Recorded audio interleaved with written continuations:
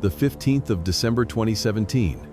Inside a sprawling $30 million mansion in Toronto's most exclusive neighborhood, a real estate agent makes a gruesome discovery. The billionaire founder of Apotex Pharmaceuticals, Barry Sherman, and his wife, Honey, are found dead in their indoor pool room. The official police narrative was released to the press almost immediately.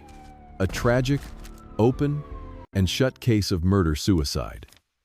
The story went that the aging billionaire snapped, strangled his wife, and then hung himself. But that was a lie. A lie built on catastrophic police incompetence. The truth is, the Shermans were the victims of a highly sophisticated, flawlessly executed double assassination. We know this because independent autopsies later proved both victims were bound, immobilized, and strangled long before they were ever positioned by that pool. Today, we are going to dismantle the illusion. We will expose exactly how the police handed professional killers a massive head start, how the system failed to protect the crime scene, and how staggering wealth can sometimes ensure you never get justice. To understand the sheer magnitude of the failure in this case, you have to understand the scene the police walked into. 50 Old Colony Road was not just a house. It was a fortress of wealth, 12,000 square feet of marble, glass, and silence. When the real estate agent and a personal trainer walked down into the basement pool area that Friday morning, they found Barry and Honey Sherman side by side. They were in a semi-seated position on the pool deck, their backs leaning against the low metal railing. Men's leather belts were looped around their necks and strapped to the railing above them. They were fully clothed. Their jackets were pulled down over their shoulders, pinning their arms to their sides. There was no blood.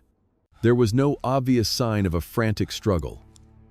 There was no suicide note. And directly across from their bodies, sitting perfectly still, were bizarre, life-sized, incredibly lifelike metallic statues.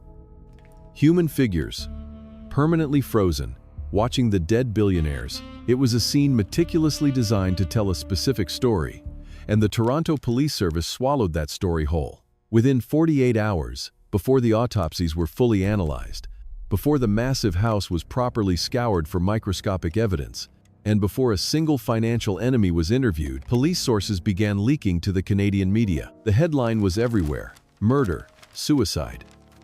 Barry killed Honey, and then he killed himself. The immediate adoption of this theory is where the fatal rot in this investigation began. When a police department decides a case is a murder-suicide on day one, a terrifying psychological shift happens. They stop hunting. They stop looking for a ghost who slipped out the back door.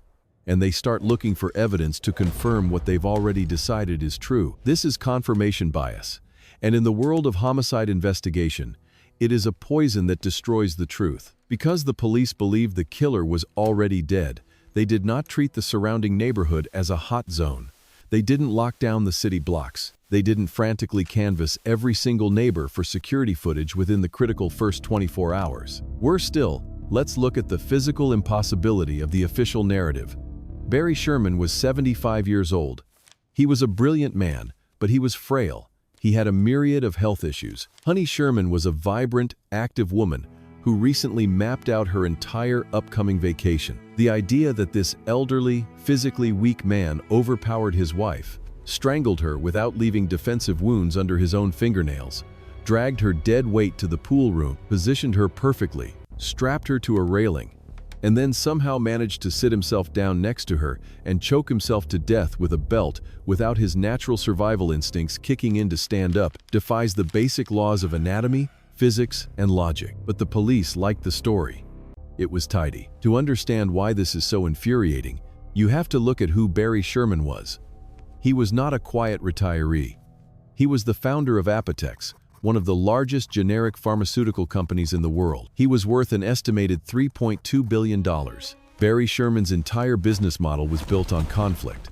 Generic pharma is a brutal, cutthroat industry. He spent his life aggressively suing massive pharmaceutical conglomerates to break their patents, and they sued him back. He was entangled in over 150 active lawsuits at the time of his death. He had furious relatives who had spent decades suing him, claiming he cut them out of the foundational profits of the company. He had business deals gone sour, international adversaries, and millions of dollars loaned out to individuals who couldn't pay it back. He was a man who lived in a crosshairs of his own making. The list of people with a financial motive to want Barry Sherman dead was astronomical. Yet, when faced with one of the most complex victimologies in Canadian history, the investigators looked at the belts, looked at the husband, and essentially closed the book. This brings us to the outrage pivot, the moment where ordinary police laziness crosses the line into inexcusable, systemic failure. Because the Toronto police stubbornly clung to the murder-suicide theory, the Sherman family, 4 children who had just lost their parents and were now watching the police publicly brand their father a murderer, had to take the law into their own hands. They used their immense wealth to hire a shadow team. They brought in Tom Klatt, a highly respected former Toronto homicide detective, alongside an all-star team of forensic pathologists and former investigators. What the private team found was horrifying, not just because of what the killers did, but because of what the police completely missed. Dr. David Chiasson, a renowned forensic pathologist hired by the family, conducted a second, independent autopsy. His findings completely dismantled the police narrative. Dr. Chiasson found incredibly subtle, secondary ligature marks on the necks of both Barry and Honey.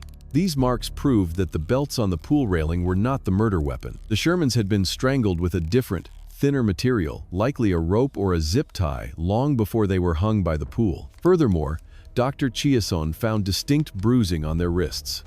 Their hands had been bound together. The killers had tied them up, executed them, removed the bindings, pulled their jackets down to restrict their arms, and then staged the bodies to look like a murder-suicide. It was a professional hit, cold, calculated, and flawless. And the Toronto police had missed it. They missed the ligature marks. They missed the staging. For 6 agonizing weeks, the police treated the Sherman mansion like a closed case rather than an active crime scene. For 6 weeks, the real killers had a head start. Think about what professional assassins can do in 6 weeks. They can cross borders. They can launder the payout. They can dispose of every shred of physical evidence. They can disappear off the face of the earth. The systemic failure here is profound. When police secure a scene, they control the narrative.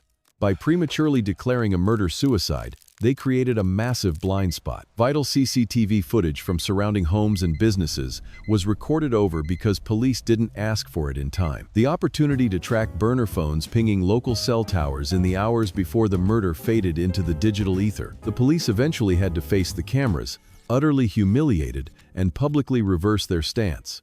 6 weeks after the bodies were found, they officially classified it as a targeted double homicide, but the apology tour didn't bring the killers back. It took years of dead ends, squandered leads, and shattered trust before the police released a grainy, shadowy video of a single figure walking on the sidewalk near the Sherman home on the night of the murders. The walking man. They asked the public for help identifying a shadow, a ghost they had allowed to escape because they were too arrogant to admit their initial theory was wrong. The Barry and Honey Sherman case is a terrifying mirror held up to the justice system. We are often told that the wealthy live by a different set of rules, that money buys perfect justice, but this case proves that police incompetence is a universal equalizer. It doesn't matter if you have $3 billion in the bank. If the investigators who walk through your front door are blinded by their own assumptions, your murder will be written off as a statistic. The system failed the Shermans not because they lacked resources, but because the institution of law enforcement is fundamentally allergic to admitting when it is wrong. They chose ego over evidence. They chose a simple lie over a complex truth. And in doing so, they granted total immunity to whoever walked into that mansion on December 13th, extinguished 2 lives, and walked out into the cold Toronto night, completely untouched by the law. If you think the police in Toronto were catastrophically blinded by a staged crime scene, wait until you see what happens when a wealthy, untouchable elite actually gets caught red-handed, and the system actively works to erase the evidence. Click the video on your screen to see the horrifying case they tried to bury.